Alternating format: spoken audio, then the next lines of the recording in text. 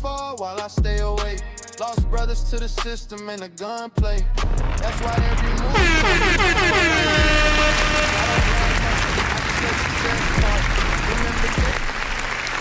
Equity smart is the new cool.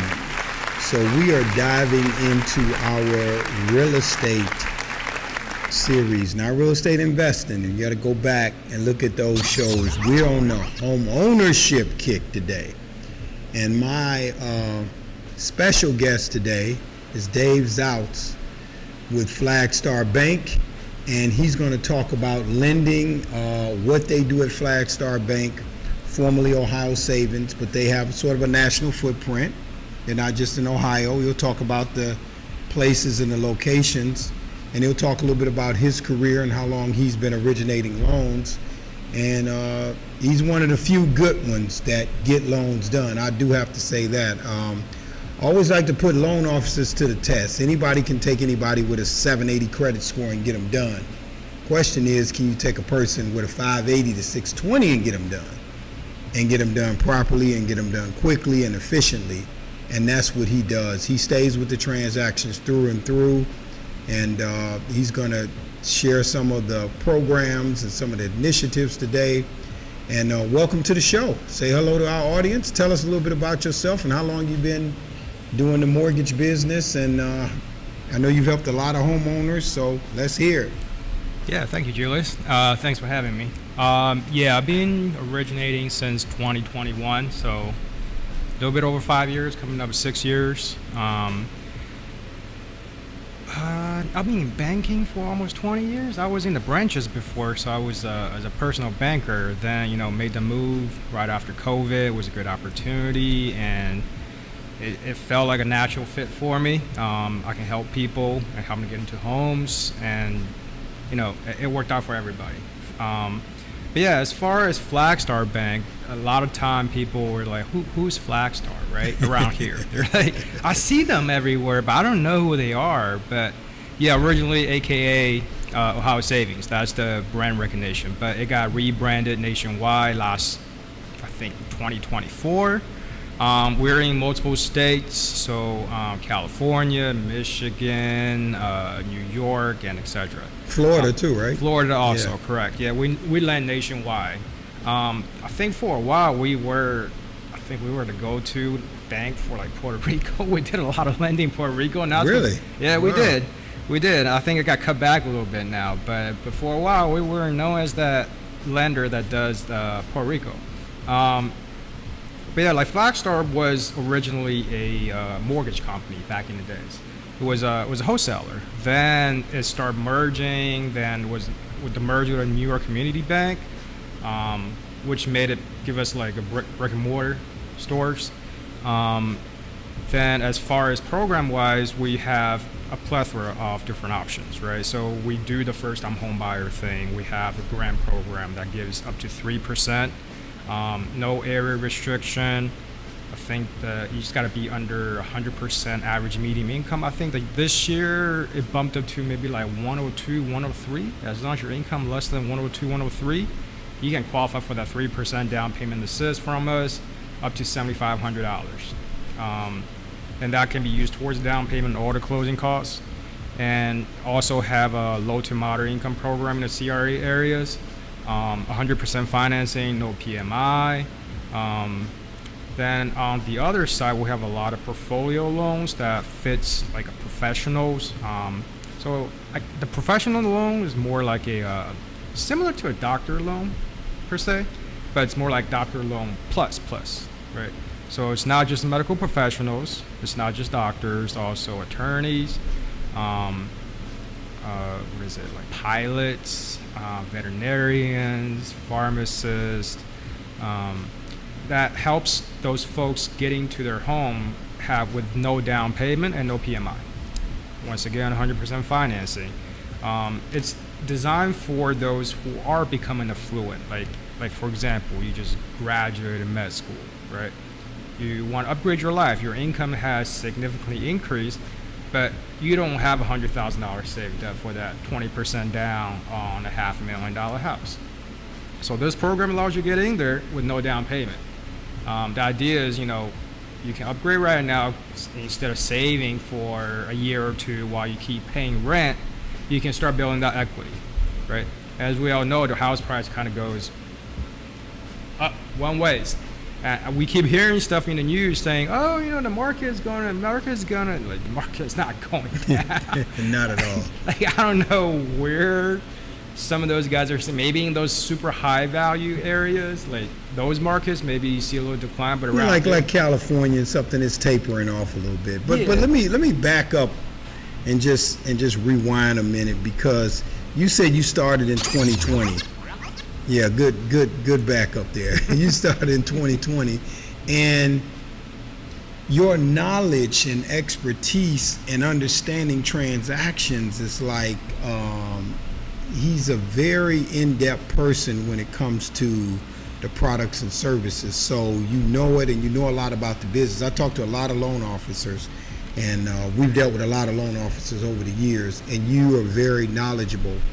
And then I also wanted to back up with Flagstar, because I remember Flagstar back in the days, and I remember Ohio Savings back in the days. So I was really trying to figure out, like, how did these two get together? Because I knew Flagstar was a mortgage company doing business out here. And then, Ohio Savings, I knew they had some branches in Florida and Ohio and some other parts of the country.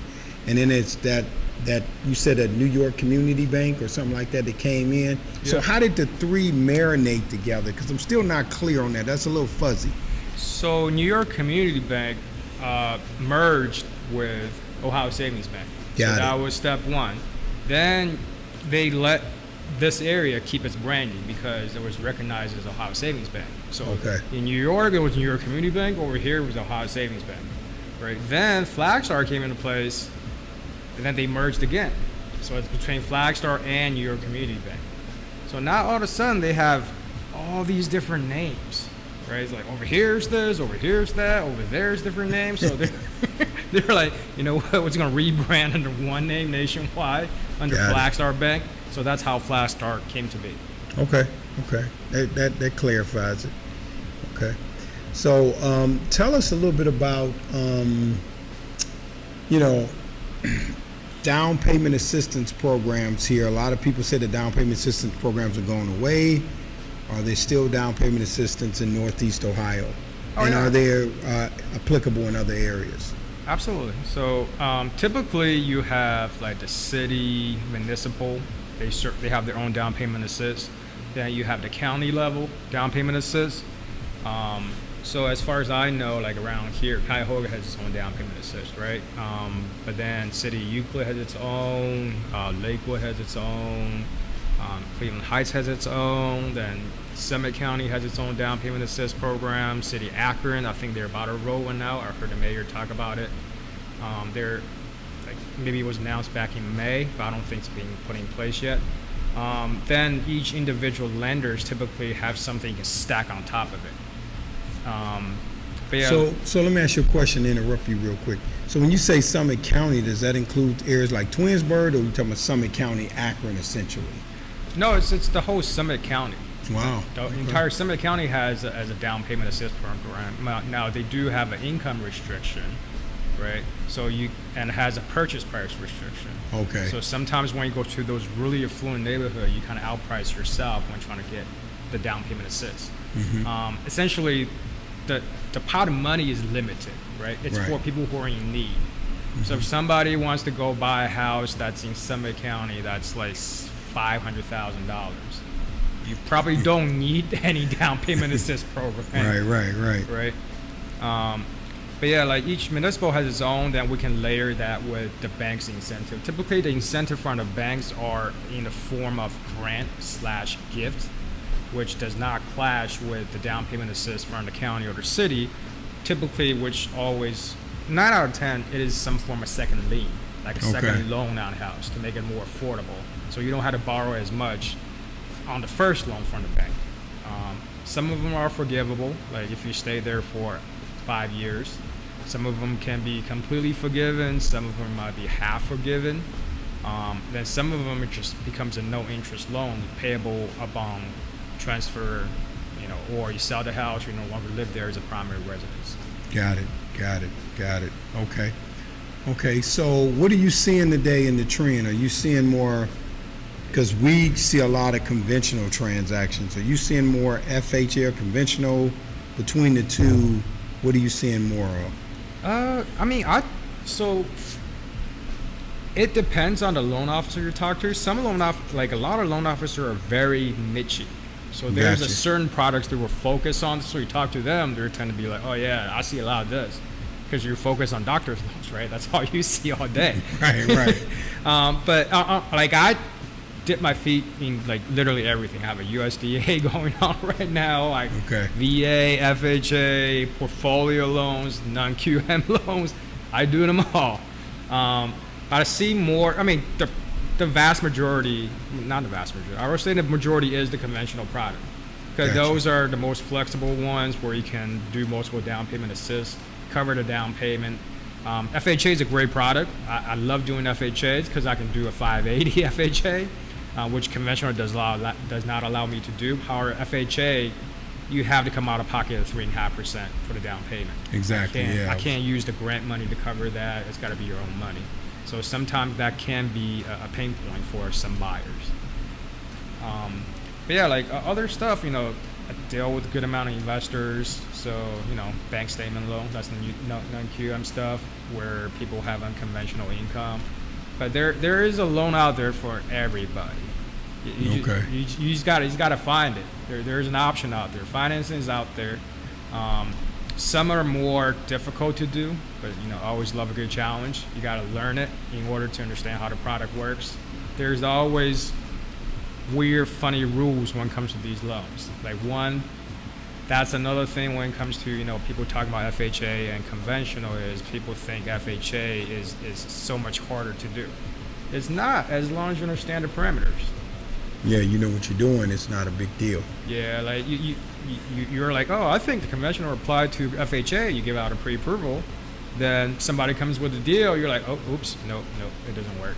Then that's a bad taste for everybody, right? It's like the agents waste their time looking for a house.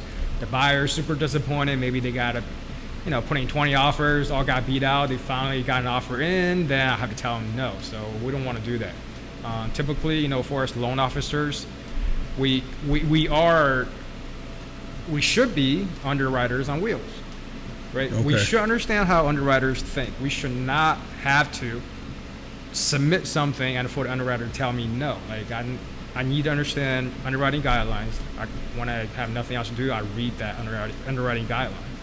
Like, just to understand how the product works, because I don't want to try to throw something against the wall and make it stick. And if it doesn't work, it doesn't hurt me, but it's a bad rep for everybody. Exactly. And what happens is your success rate dictates how many more loans you're going to get from a real estate agent bringing transactions. So if I bring you 2 transactions and they don't fly, I'm probably not going to come back to you. Absolutely. Or if I bring my first transaction to you and it doesn't close, I'm going to question whether I should come back to you or not. And if I would have moved it over here, would it have closed? So that's important to really know the product, because again, you're the frontline underwriters. So when you talk to a loan officer, they shouldn't just be, taking orders like you do at a restaurant and putting it back there for the cook. They should know, hey, this probably won't fly, or hey, we should be able to get this done, but here are the 3 hurdles we're going to have. So at least the client is prepared up front for what they may be looking at, versus getting hit in the dark and they think you're going to get it done and you say, well, let's just give it the old college try and submit it and see what happens. That dog done hunt. No, that's like a waste of time for everybody. Right. And also a major thing is you need to understand tax returns for a lot of loan officers, right? Now, there are tools out there for lenders where you can upload tax return. They'll kind of the AI kind of calculates it for you. But still, it's good to understand how the tax works. That's probably one of the biggest challenge when I was starting. It was like, I'm not a tax person. Like, I use HR and Block. That's what I did when I was filing my taxes. All of a sudden, you give me a Schedule C and Schedule E. I'm like, what? But, as you go through it, as you dig more and more into it, you start reading more and more into that, then you understand how the math works. And ultimately, it's a numbers game. Mm-hmm. Numbers don't lie. This is what it is, right? This is the income that's showing. And and sometimes they require you to explain to the agents and the borrower the situation, right? Hey, this is, like, I always tell people, like, I can get you a loan, just were you willing to listen to me, right? Like, hey, this is your income situation. If you are here saying you're making $2,000 a month, you're trying to get a $1,500 a month mortgage, it's not going to work, because the bank's going to look at it as like, you're not going to be able to eat. No, the math ain't mapping, as they say. Exactly. It's not going to work. So you kind of have to make yourself more lendable to lenders, just based on your income, your credit, and your asset situation. And sometimes if you're lacking certain departments, 3 pieces to a pie, I usually say, when it comes to mortgage, credit, asset, and income. One part is lacking, the other 2 can supplement. If your credit's lacking, then if you have good income, you have a nice chunk for the down payment, that can supplement that. That's not a problem. Now, if your credit's A1, but you're like, hey, I don't have much, that's okay. I put people in houses with no money out of pocket. They get a refund at the time of closing. No, that's very doable. But it's got to be within reasonable numbers, right? Like purchase price and your income level and all that stuff. Well, here's one, and you can keep track of my pitch count, but here's the first pitch. What about a land contract conversion, and there's equity in there? Are those deals easier to be done? I mean, that's it. That's basic. If the liens are already recorded, that's a refi. Right. That's right. a refi. Sure. So that can be done. That's not. And that can be done on stated income or income statements too. That can be done on non-QM side, correct? Not stated income, but it's more like bank statement. Bank income. statement. That's what I mean. Bank statement income. Yeah, they Okay. just take an average of your bank deposits. So we bypass tax returns and use that as income. Now, how do they do that with businesses? Are they have a formula that they use to take out numbers in that? So for business income, it gets kind of wild for the bank statement loans.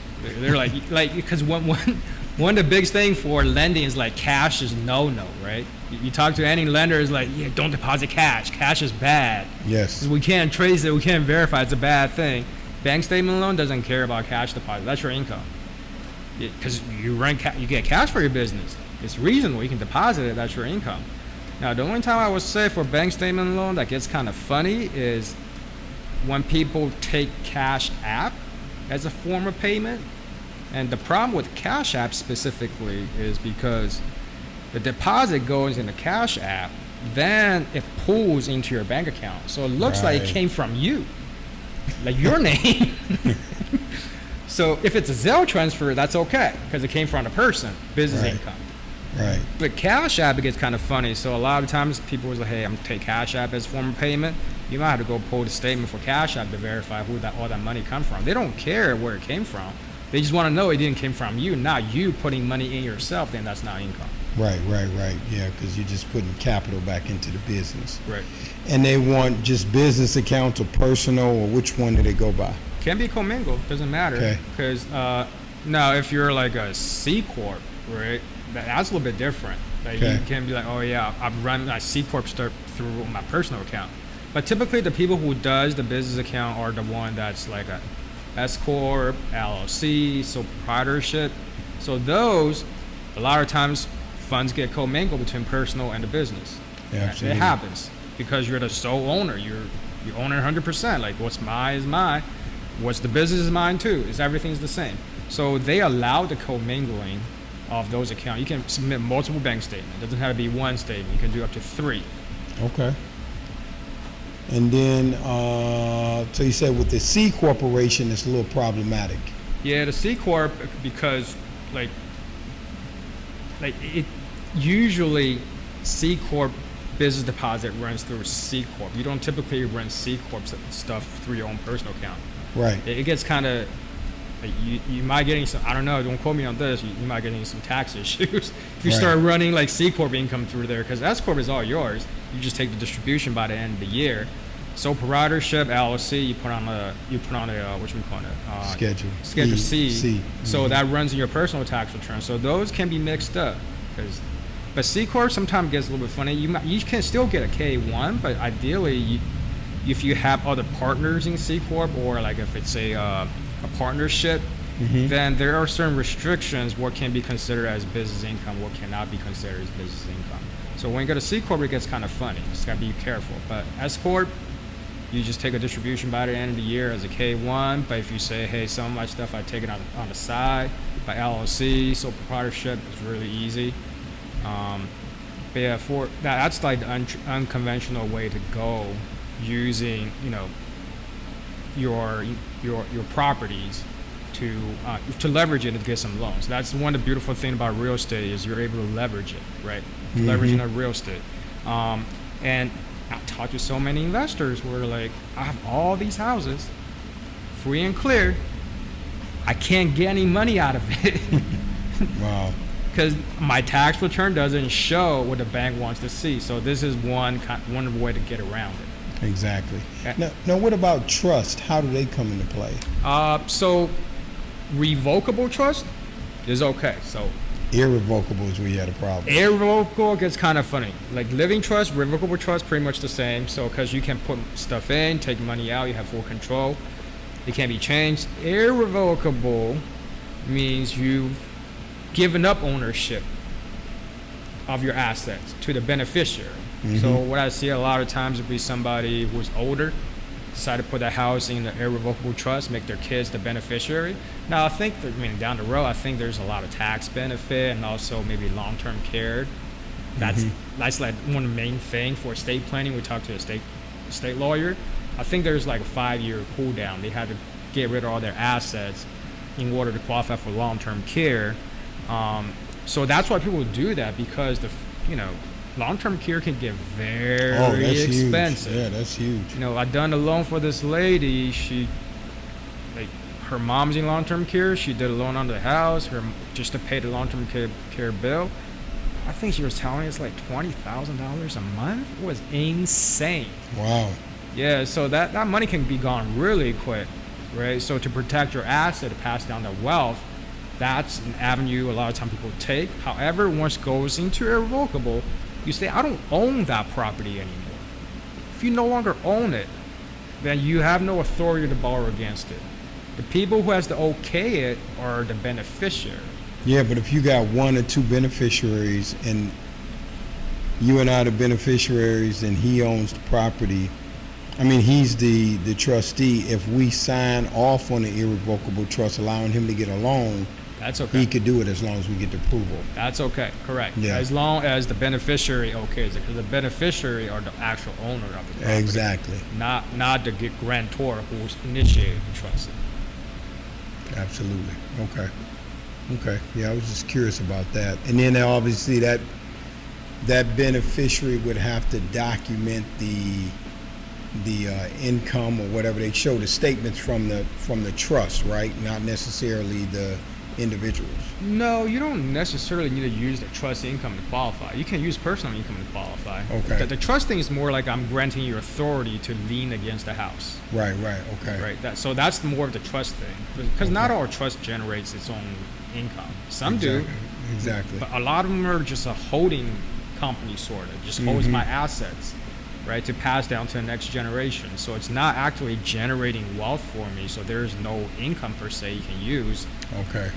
But the beneficiary say, okay, hey, I want to be on a loan, or the grantor who initiated, who's still living in the house, the elder, they say, hey, I'm going to be the person on the loan. So the two of them can be taking a loan out together. The house stays in the trust. They're using their personal income to qualify. Now, a couple years ago, I had 2 back-to-back VA deals. And the VA deals popular, they're coming back. What's the story? Because I was like, where are these deals? And they came on rehabs, and they were veterans buying houses in Northeast Ohio. I know some of my listeners are in, Maryland and California and all that. San Diego, they got big, large military bases, part in Keelan, Texas, and different areas. So VA is very common, but when you get Northeast Ohio, we don't have a lot of VA deals. Are you seeing more of a tick up in veteran deals? I'll probably do maybe like 3-4 of those every year. Okay. So it's not like a whole bunch, right? Right. But every time I talk to somebody, one of the questions when we go through a loan process, are you a veteran? That's one of the questions we have to ask. right? So now Sure. if that is the case, typically that is a great product to go. Absolutely. No down payment, no PMI, and the rates are very nice. You can get into a house with some seller concession, all of a sudden you don't need to come out of pocket anything to buy a house, right? Yeah. So it's a great product. It's just not everybody can qualify for it unless you're a veteran or a spouse of a veteran, then you can qualify. And also another thing with the VA is the cosigner thing, right? So there's a restriction on who else can be on the VA loan with you besides the veteran. Okay. Has to be a spouse if the spouse is not a veteran. Can be another veteran, but it can't be kids. Cannot be kids, cannot be brother and sisters, cannot be none of that stuff. Wow. Now, if a veteran that was deceased and the spouse probably still has access to that veteran's benefits, then that spouse can still do a VA loan if their husband or wife was a veteran that has passed away. Okay. Now, a lot of people don't know that. They just assume I'm not a veteran, I don't qualify. However, that's part of our job when we talk about it. Are you a veteran? Then sometimes people will be like, no, my deceased husband was a veteran. We're like, oh, okay. Did you ever dig into that you have that benefit? Then, that is the best way to go if you can help it. Just because it's so beneficial for the borrower. Mm-hmm. And they also, I think, maybe it was 2 years ago, they did lower that funding fee for the VA loan. So that's another thing people don't understand how VA works is they do charge a percentage of the fee and roll that into the loan. So your loan is actually bigger than the purchase price by a little bit. Because it's already 100% financed, and then when you roll the fee in, it goes up to 105, 103, or whatever it goes up to. Yeah. Or if you're like disabled with discharge, then that fee gets waived, which is kind of nice. So there are certain exceptions that can be made. But yeah, like I like right now I'm doing that USDA thing. Like I don't do a whole lot of those. Oh, those are sweet. It goes as low as like a 500 credit score, and they don't need any money down.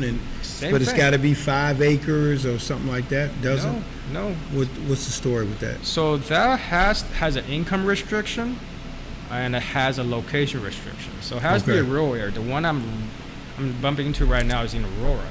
So Aurora's got a lot of USDA areas out there. Aurora, then Chesterland qualifies, Ravenna qualifies. So you kind of have to go out a little bit. You can't be like, oh, I'm right near with the city. That doesn't work. But same thing, you can go. I mean, the income restriction, that's the quirk is like they go by household income. So whoever is not on a loan but they're in the same household, their income counts towards the restriction limit. Now, when you say restriction limit, is a restriction on the income portion, or what do you mean by restriction? So I think around here it's about 119,000 or something like that. Okay. So the household income cannot exceed that limit. Now you can say I have a borrower who makes 100,000, let's say husband and wife, right? The husband makes 100,000. In a normal loan sense, I can say the wife doesn't want to be on the loan, so her income doesn't count. I can strictly use the husband's income to qualify for any loan products. However, in the USDA situation, you're in the same household. So regardless if the wife's income is being used for the loan, the income's going to count towards that USDA restriction. Got it.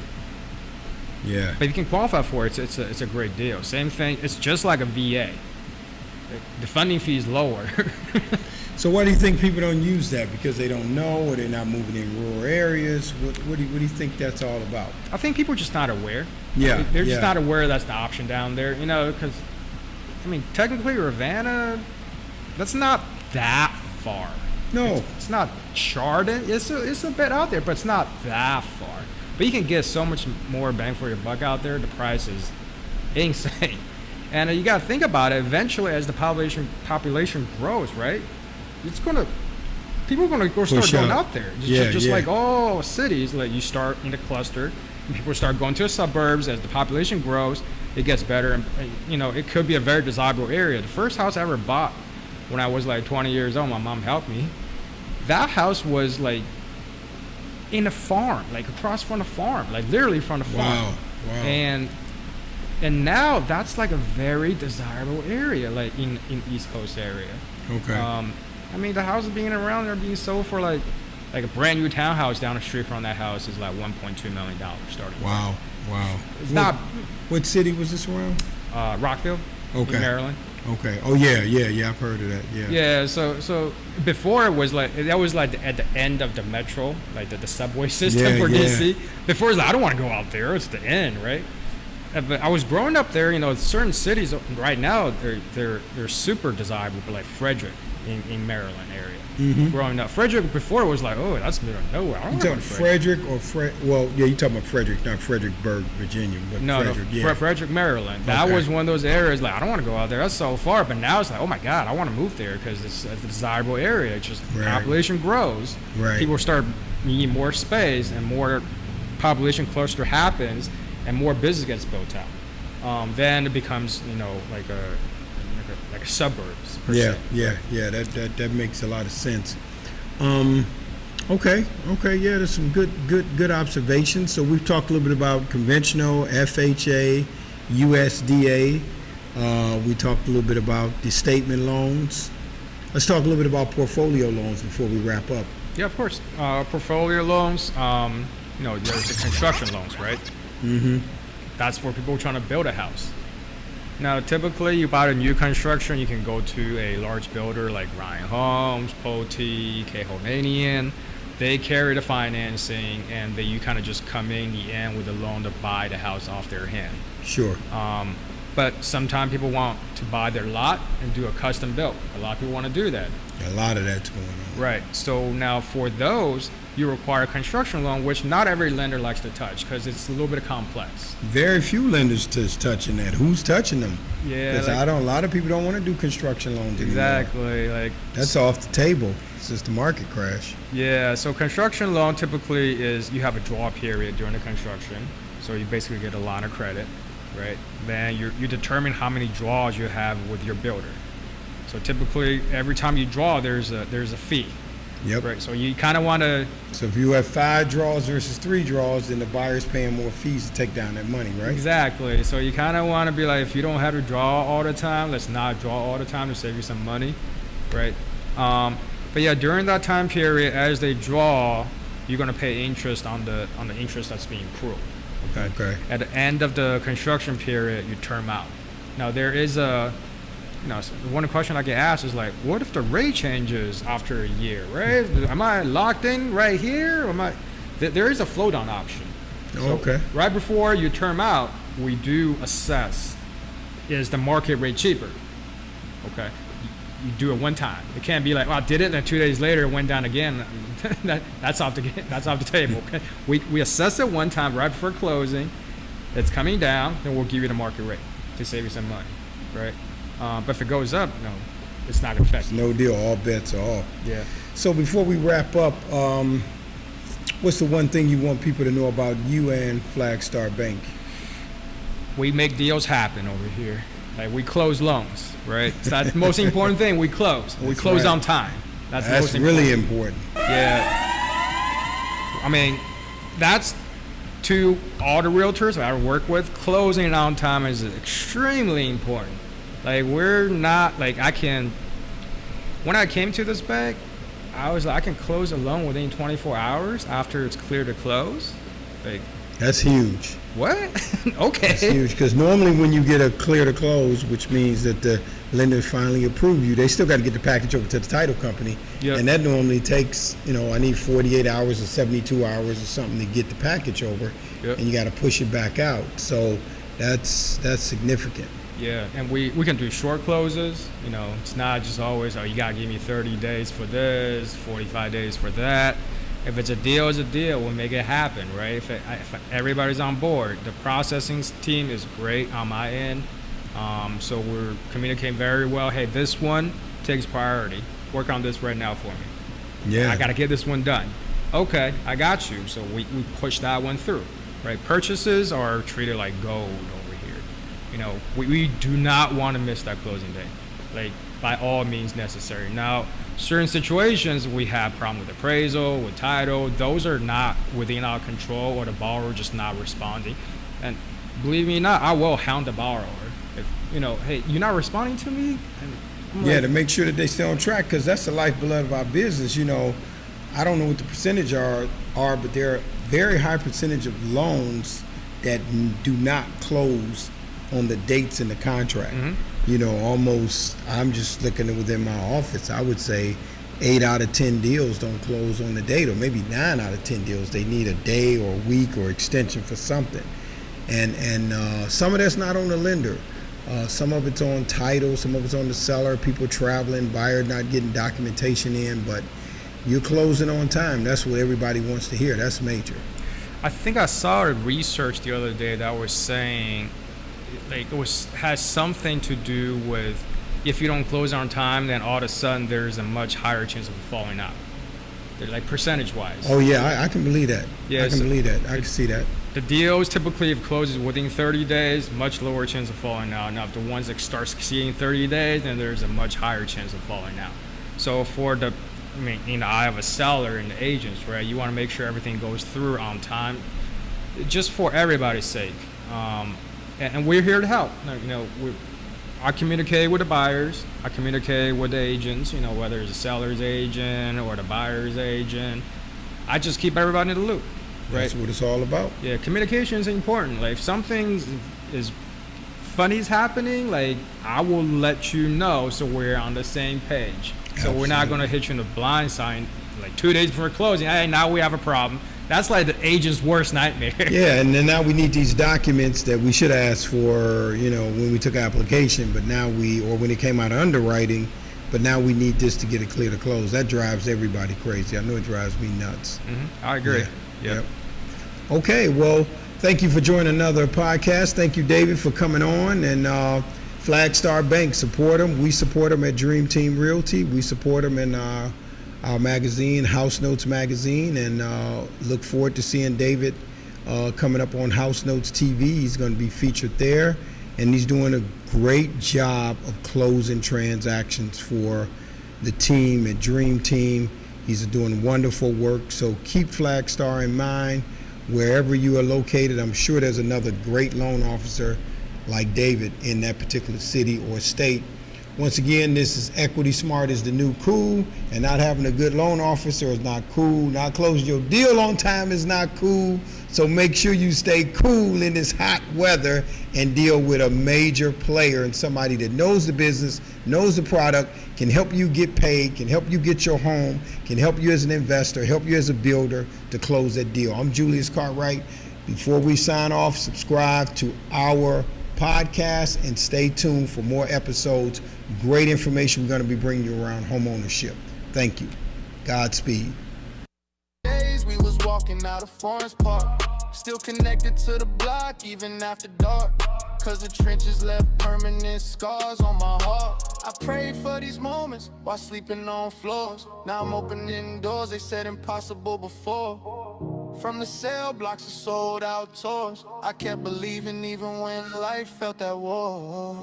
And I know depression never stopped, but neither do I.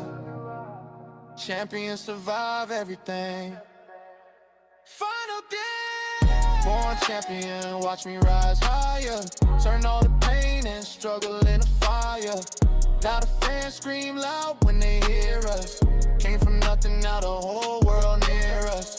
Born champion, never fold under pressure. Every loss taught me how to move better. If you came from the struggle, keep your head up. One day your pain gon' turn into success too.